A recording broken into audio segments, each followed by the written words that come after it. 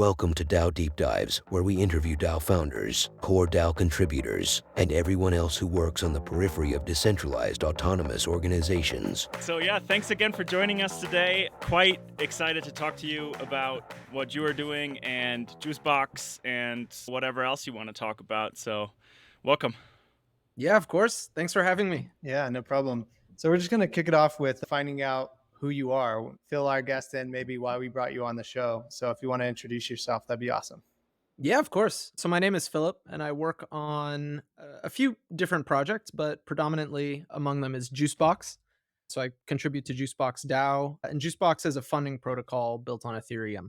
So it allows people to deploy a programmable treasury for their project or community or DAO or whatever that may be.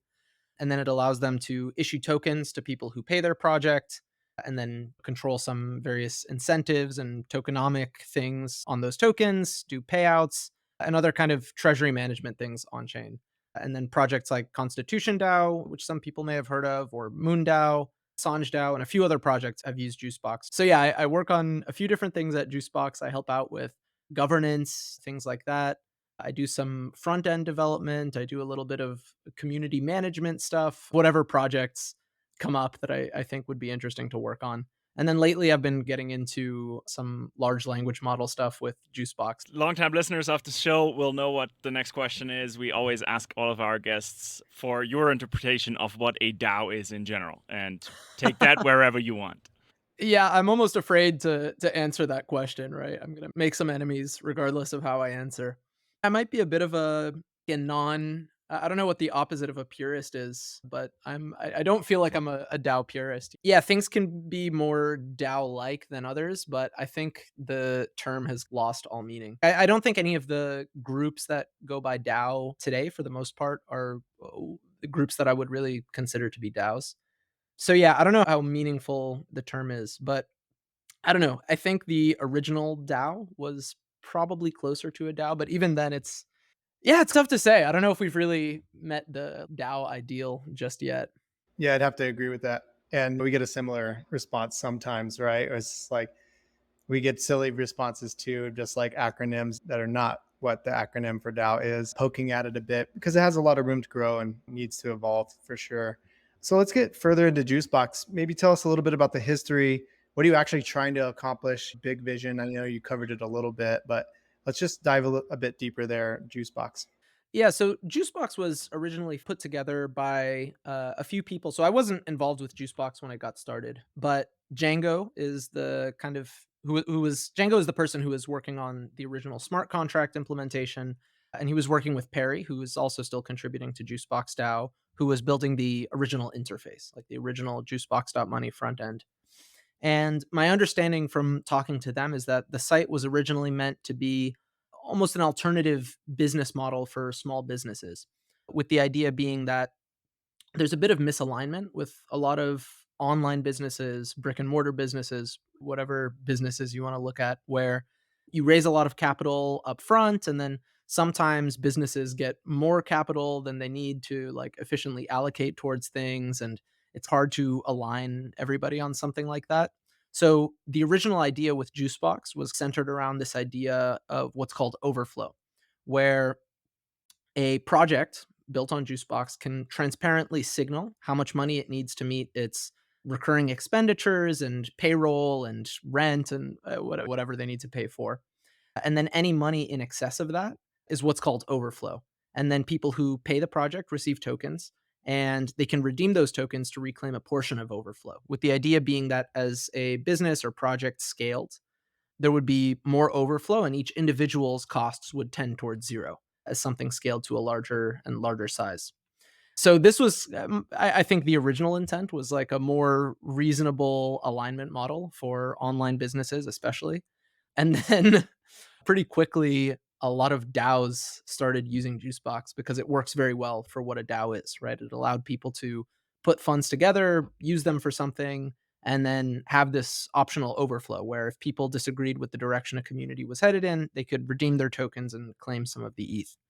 So the first project to be deployed on Juicebox was actually Juicebox DAO itself. That's like project ID number one on the protocol.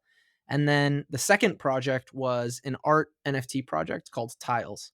And some people may have heard of this. It was a pretty awesome, at least I think, pretty awesome NFT art collection. And you can still find the website online at tiles.art, but it's a infinite generative NFT collection. And what happened is there was a website, tiles.art, where people could buy NFTs. The funds went into the treasury, and then you would get the project token, like the Juicebox project token, get access to a Discord. And this project ended up actually doing very well. And then because of this, some other people heard of Juicebox DAO. And through that, another project called Shark DAO, which was a group trying to collectively buy Nouns NFTs, ended up deploying their project shortly after.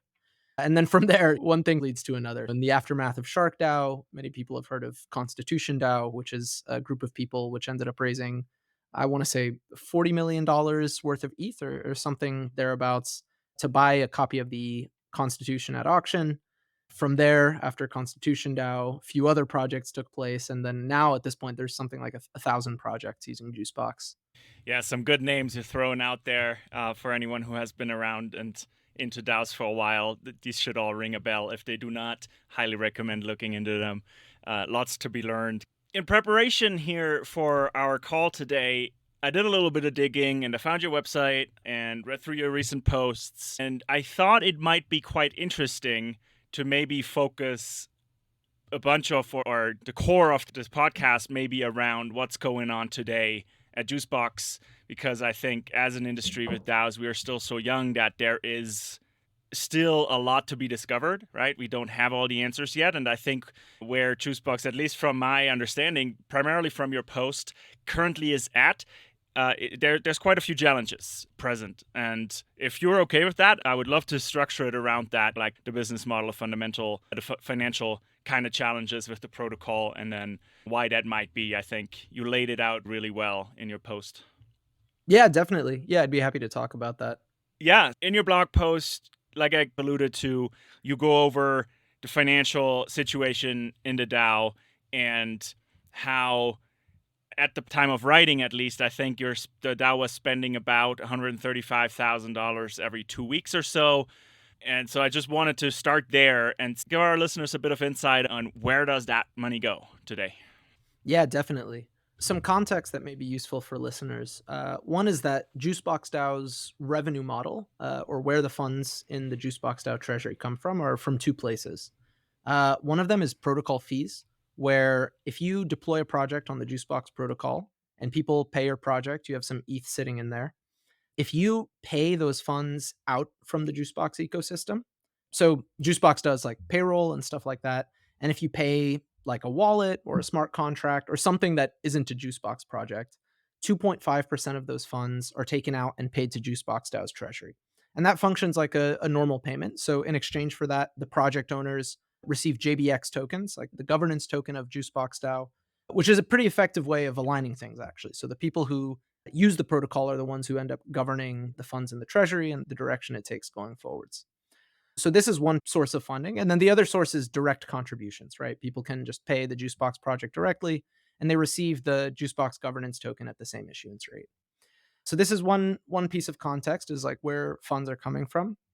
And then where funds are being spent or where they go is decided on by governance, actually. So there's not like a core team or like executive group or anything like that that can make funding decisions. The way it works is that anyone who has JBX, the governance token, can make a proposal to Juicebox DAO. We have a governance process which people can read about online, and then proposals which are approved end up being implemented. Proposals which aren't approved aren't approved don't end up being implemented.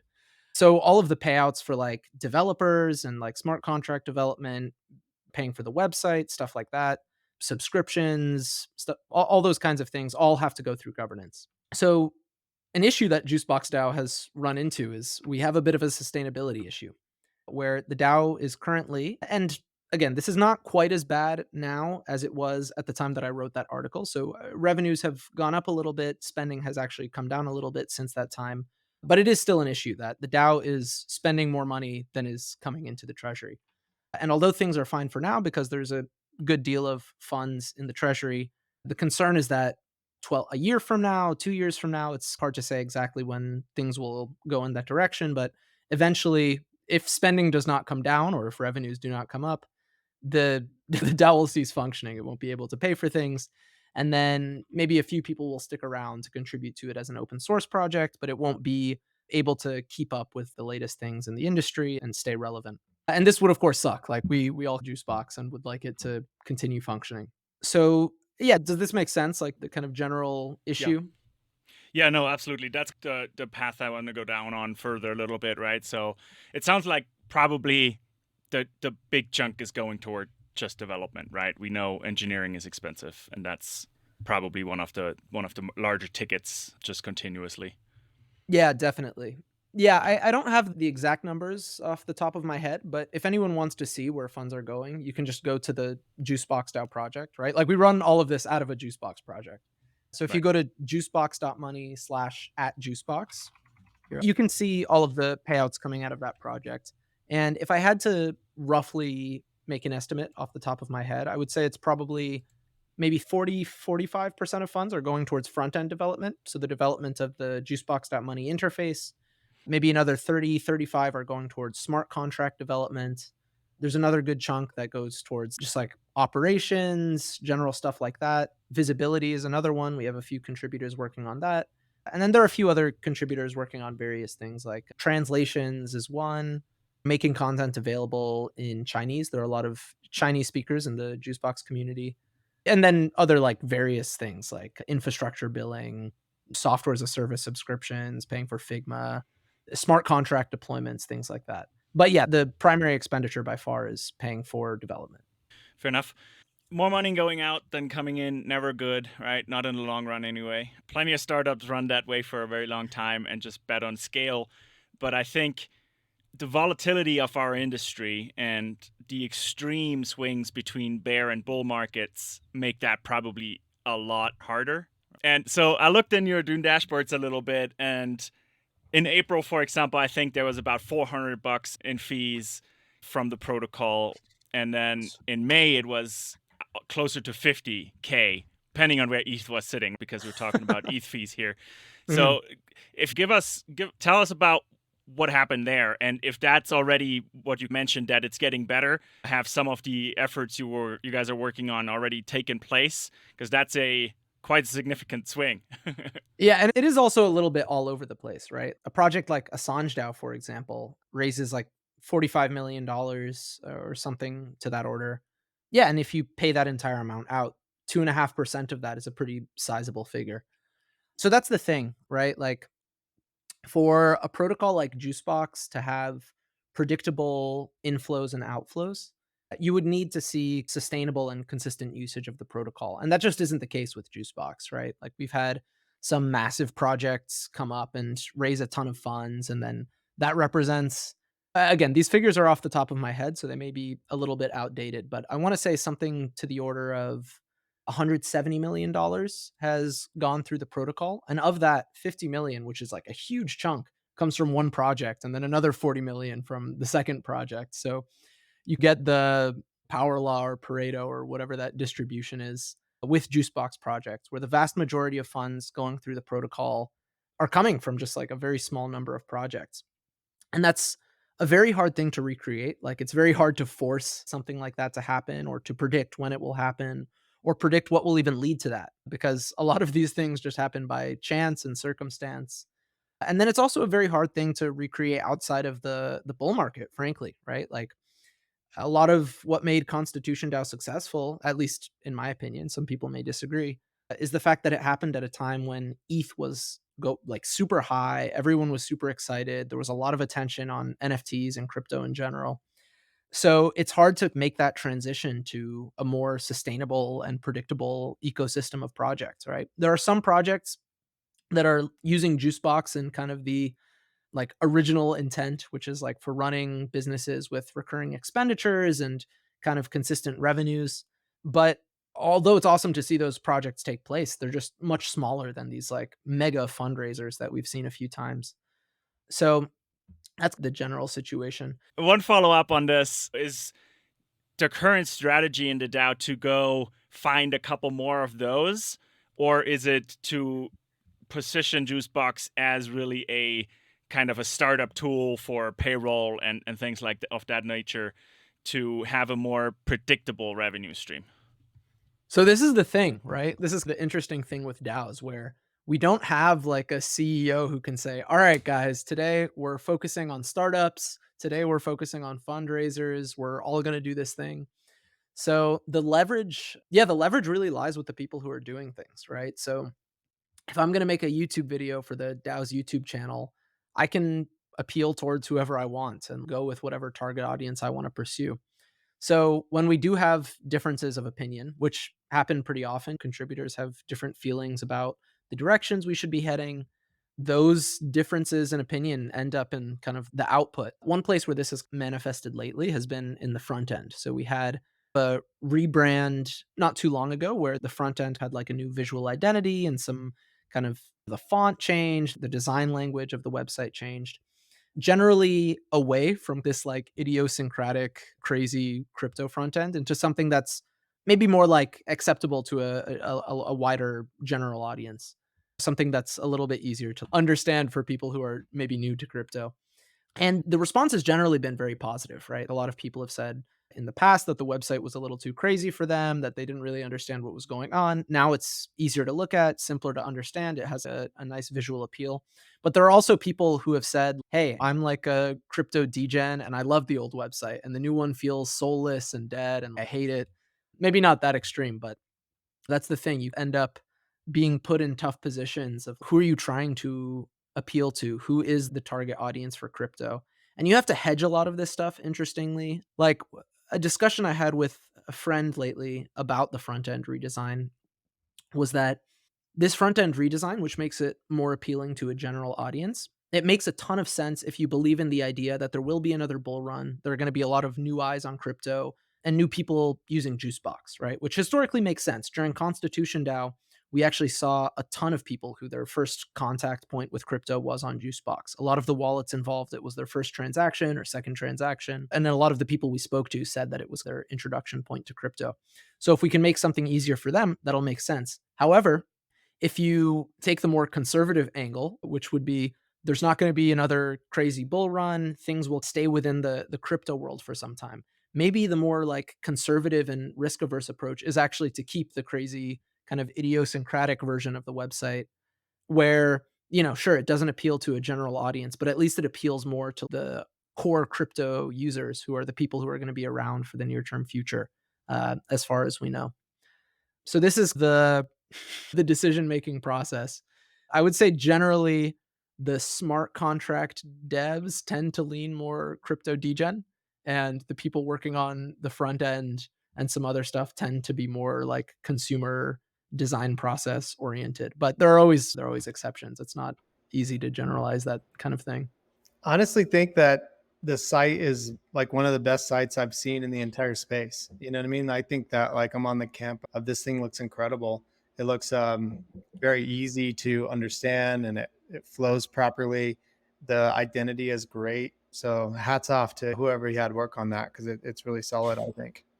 I agree. That's a significant improvement for sure for the user, maybe beyond the front end and a little bit of actually using the product itself. Let's talk about improvements there. You mentioned that you did make some significant improvements to the protocol and the interface. Let's talk about some of the protocol improvements and then just if you've seen it's easier or more difficult to understand from the user perspective there.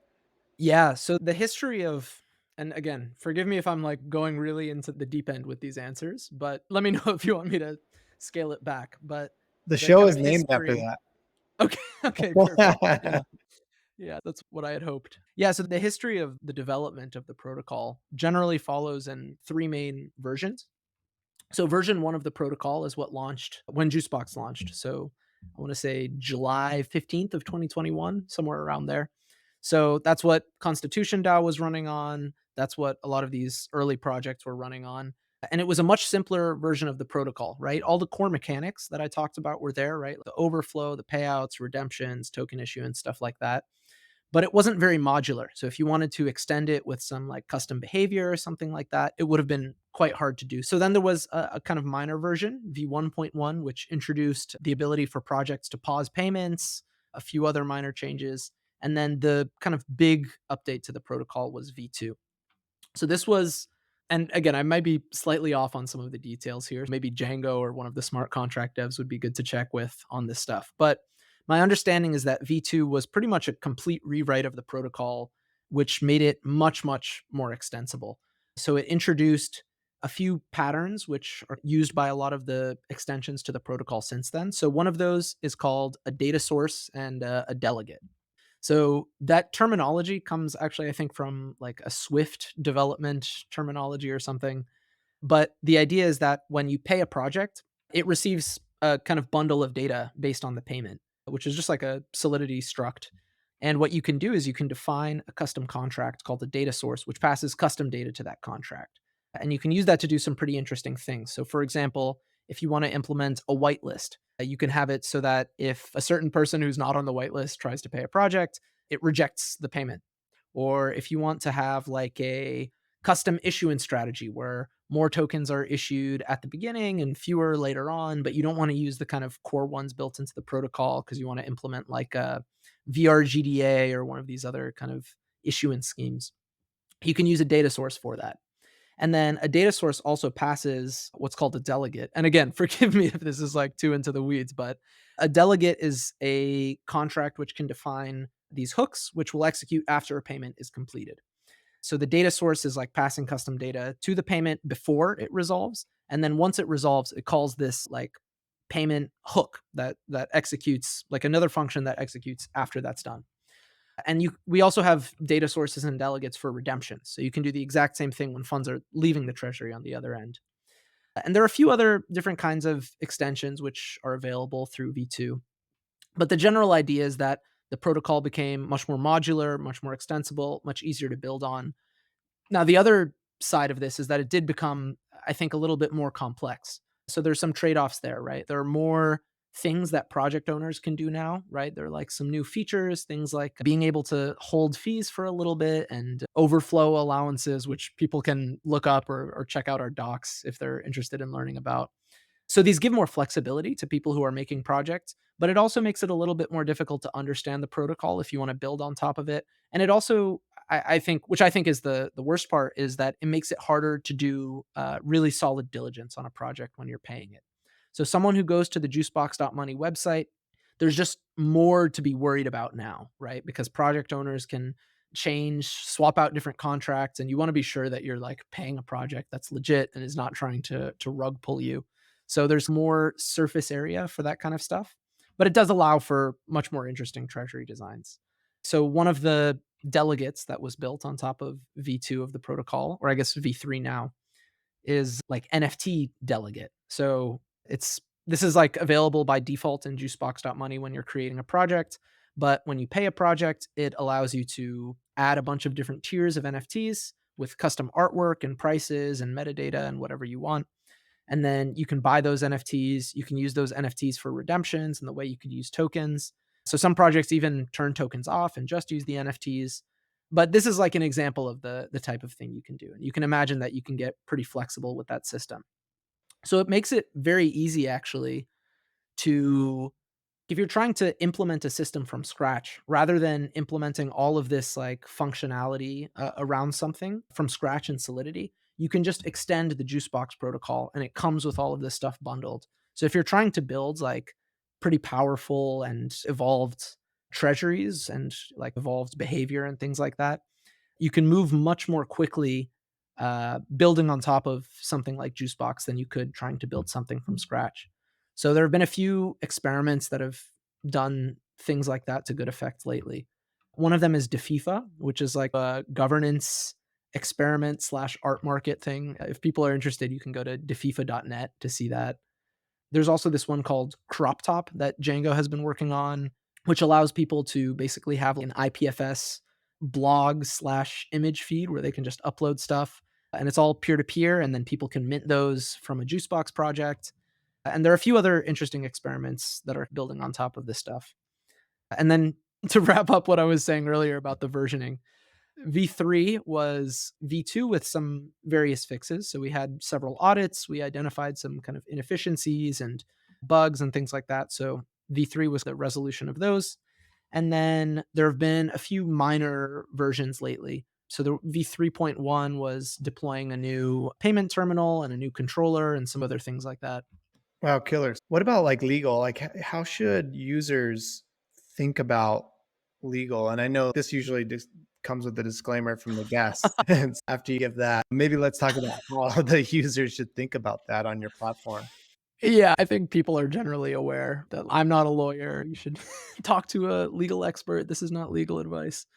But no, this is the thing, right? It's quite tough to account for that kind of thing when you're making a protocol that is permissionless, right?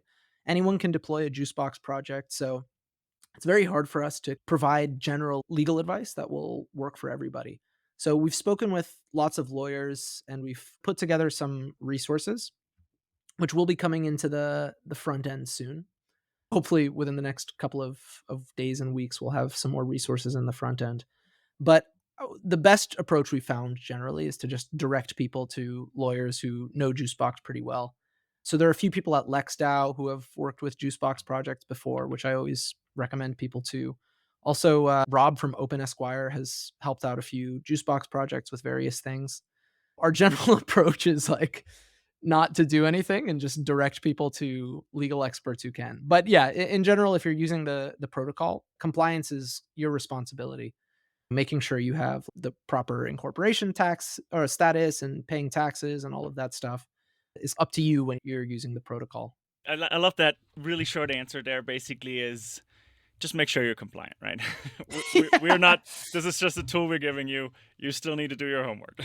Yes, yeah. We do have a few affordances which make it a little bit easier in the front end specifically. So one is like we allow project creators to upload a disclaimer. So before people pay a project, you can show them a warning saying, "Hey, you have to agree to these terms of services," or whatever you want to put there.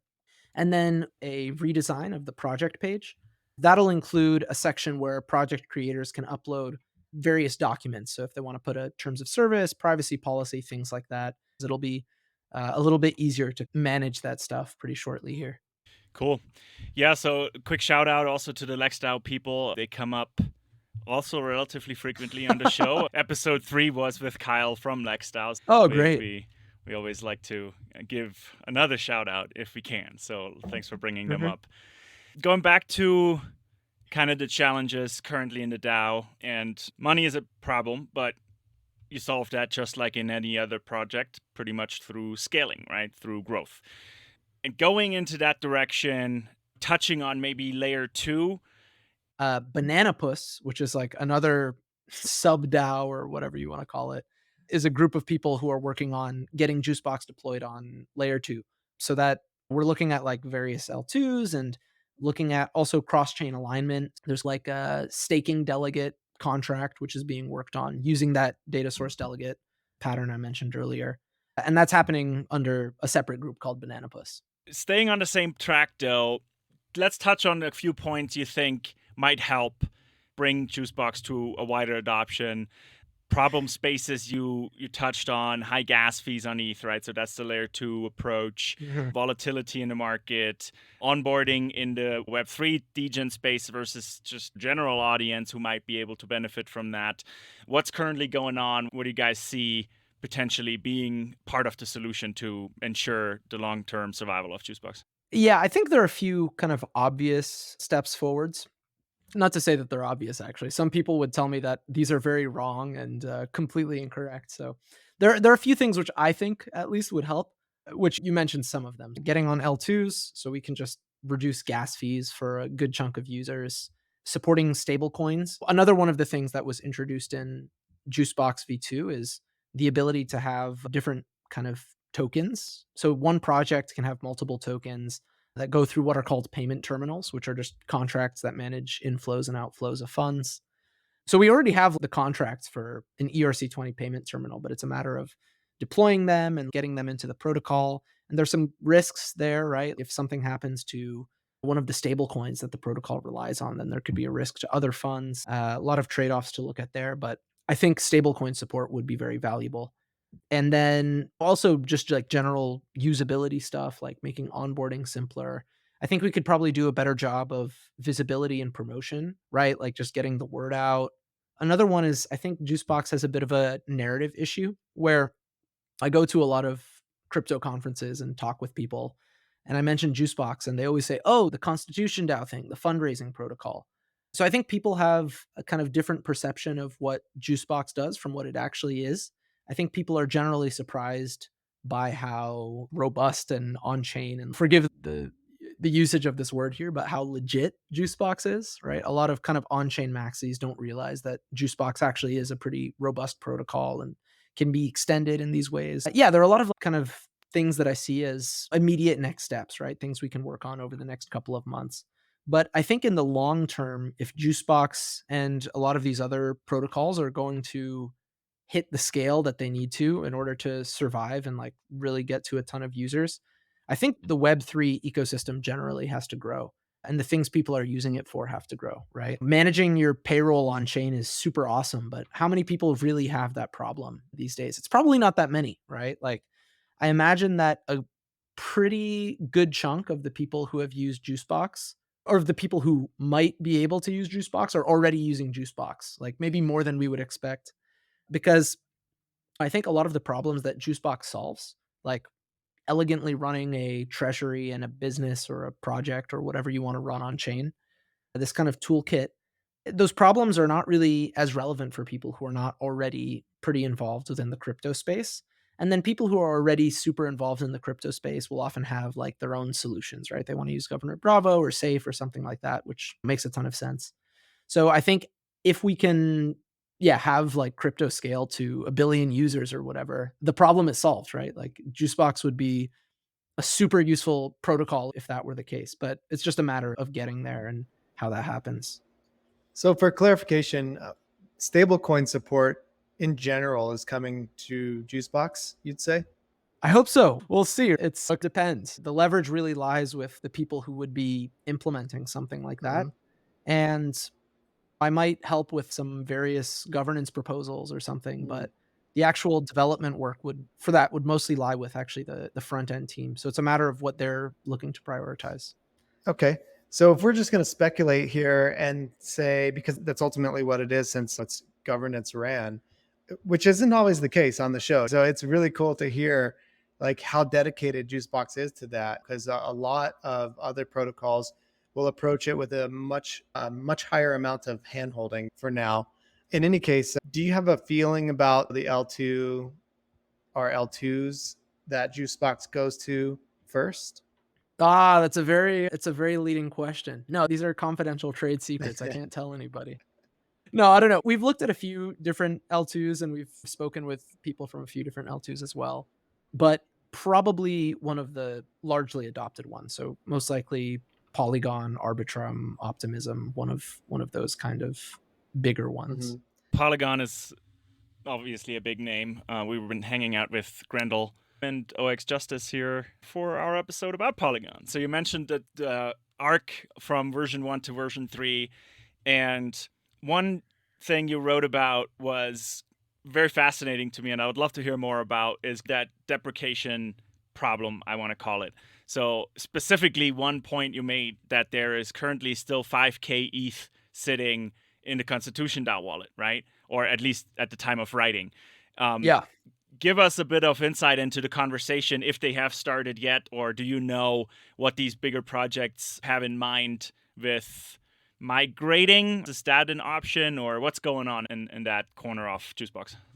Yeah, so Constitution DAO, the 5,000 ETH or so that's sitting in the project, that's staying there at least for now. When you deploy a Juicebox project, kind of administrative NFT that kind of gives you ownership of the project is minted to your wallet. And if you transfer that NFT to another wallet, you're transferring the project. So that the project is owned by that wallet. And they burned that NFT. So the Constitution DAO project on Juicebox cannot be changed anymore. Like its settings are locked in place. So when Constitution DAO happened, a secondary market developed for the project token, the Constitution DAO project token called the People token. And on that secondary market, the value went up pretty quickly. So if you have those People tokens, it's actually worth more money. Like you can get more ETH by selling those tokens on Uniswap than you can redeeming them from the project. So it's a funny thing, right? That all of that ETH that's sitting in the project is probably going to stay there at least for the foreseeable future. Because if you do want to get ETH and you have those tokens, it doesn't make sense to redeem them. It's better to just sell those tokens on Uniswap. So no, I don't think there are any plans of migrating, and I don't think it would even be possible. They're just the funds are sitting in there. But we have helped a few projects migrate across different versions. So at this point, I want to say pretty much every project that is still actively using Juicebox has either migrated their funds into a Gnosis safe or something like that, or onto a new version of the protocol. So there aren't any like ops heavy V1 projects any longer, at least to my knowledge, Well, except for Juicebox DAO itself. So you did say early on that things have gotten better already from the time of writing that blog post we keep referring to. What's happened? Can you give a prediction if it keeps going as it has been in the last couple of months? Well, yeah.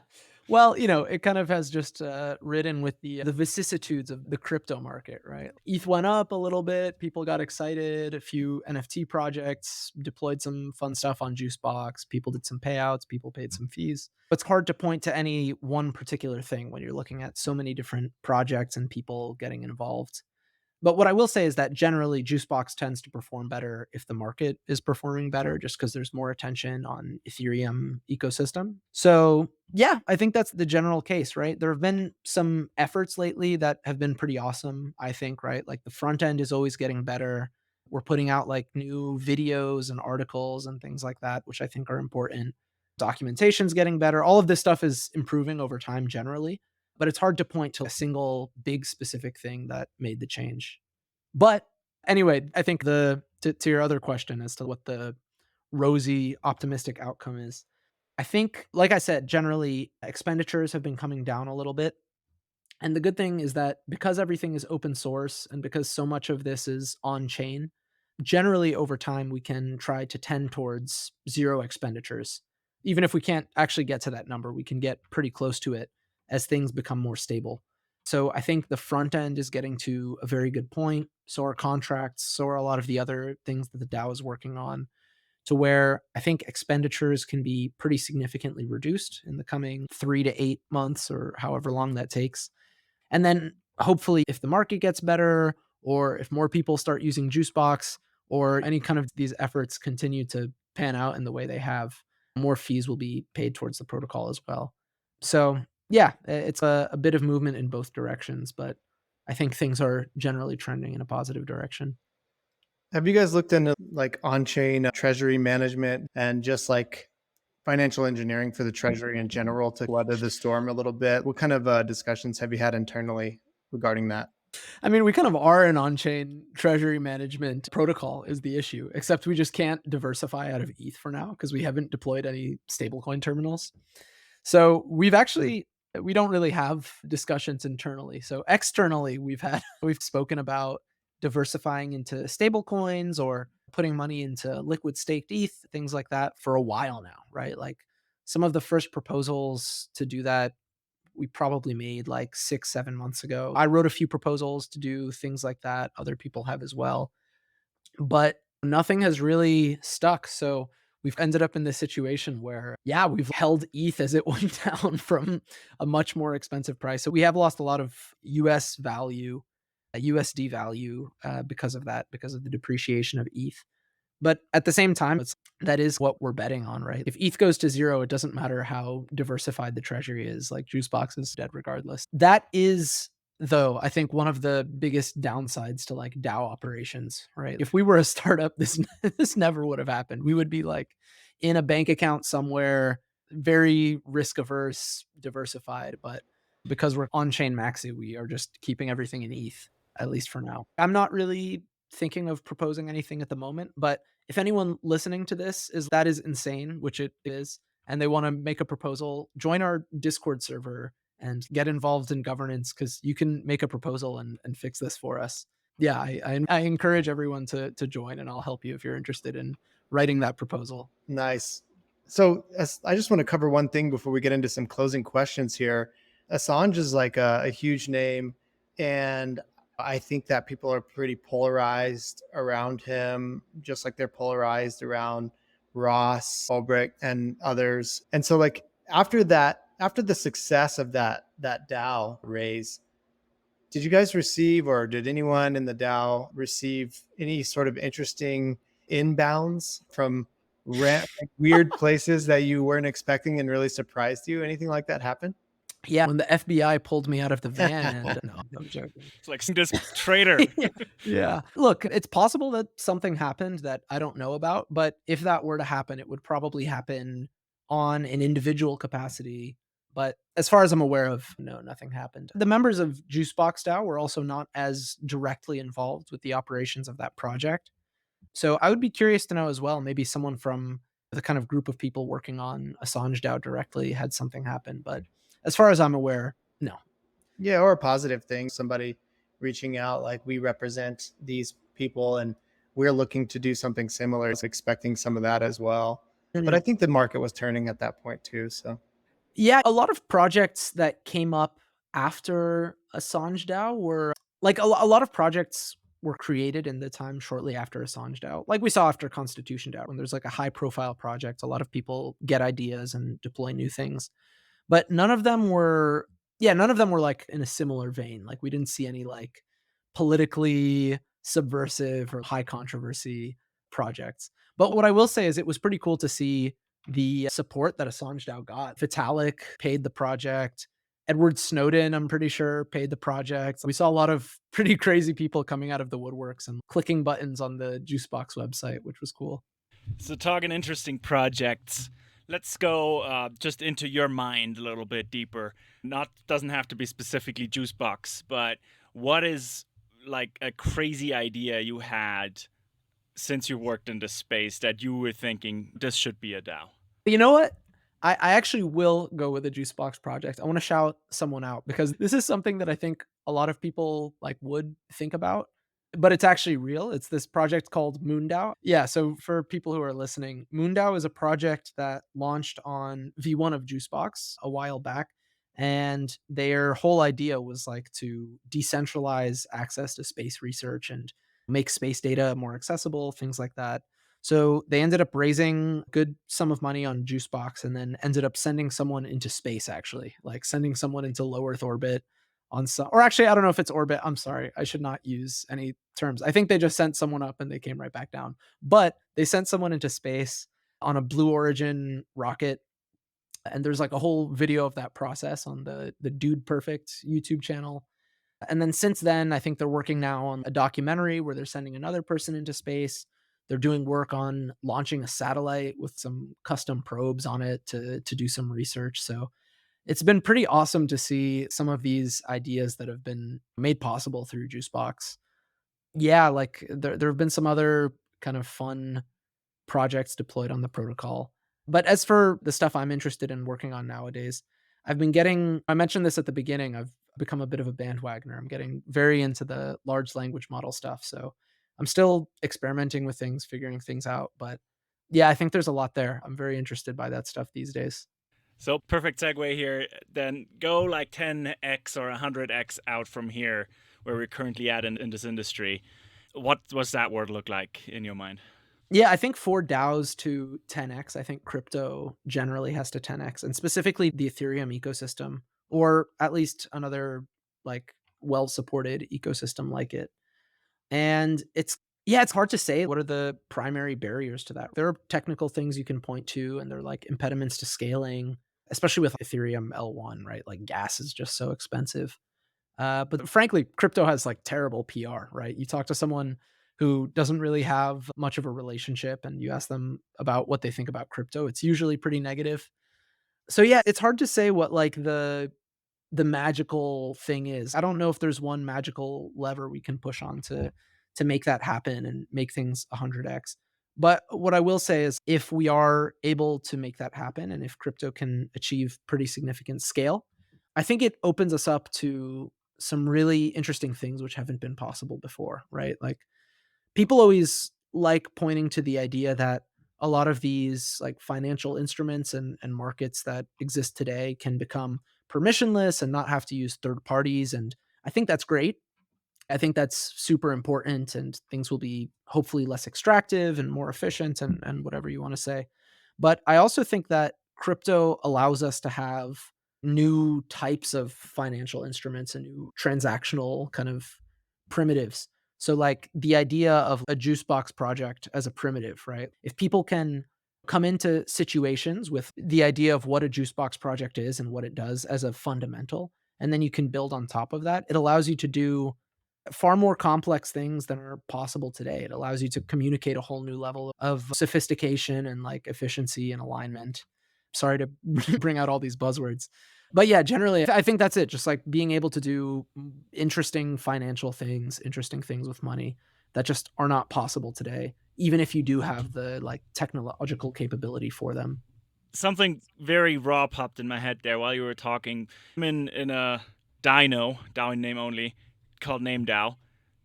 Well, I guess technically we're a DAO because it's a nouns project, so there's some things on chain at least. And what we were working on, or what we were discussing, was a recursive nouns builder type of thing.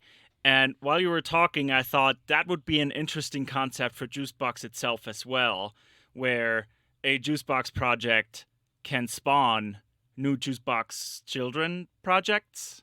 Does that make sense? Yeah, so this is something we've spoken about, which is that we haven't really gotten to the need for this just yet with any project except for maybe Juicebox DAO itself.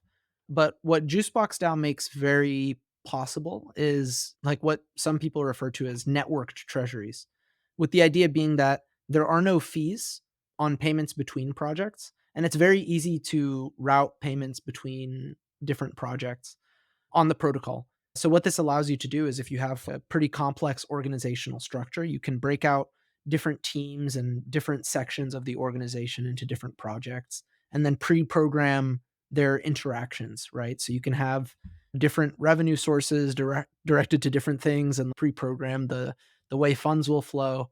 I wish I had a cool infographic that made this make sense, but I think you see the general idea of what I'm saying, which is that as organizations scale, it's very hard to run all of their finances out of one thing.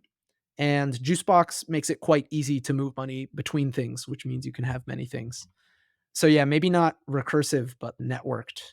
But yeah, it's something we've thought about.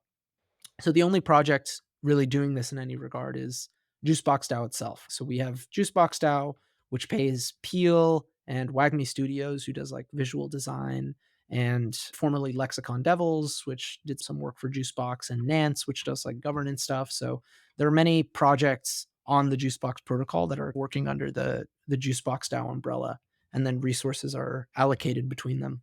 That's great, man. And this has been a lot of fun. Let's just say, or where, how can people get a hold of you? Of course, we'll drop things in the show notes. Like this is just a moment to get some of your own socials out there or whatever you want to announce, how people can reach out and follow you.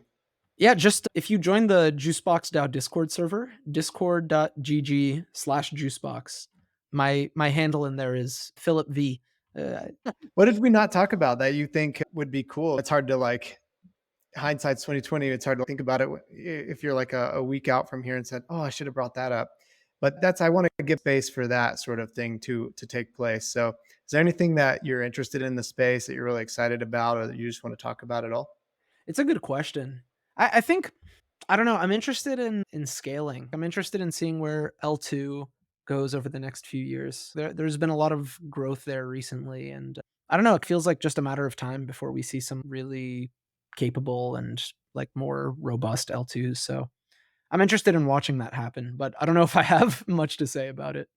Philip, it has been a pleasure. This has been one of the more real kind of topics, and I appreciate you walking us through it and what's going on in the innards of Juicebox DAO. And like, it's not all so easy, right? Like, obviously, a DAO, just like any other startup, has financial requirements, inflow and outflow. And I think it's important to shine a light on that kind of stuff as well for our listeners to make it a little bit more real. So thanks for coming on and giving us all of the good insights you have. Yeah, of course. And that's a wrap. Spin and Solve are your hosts for DAO Deep Dives, a podcast about all things DAO. Thanks for tuning in. Till next time.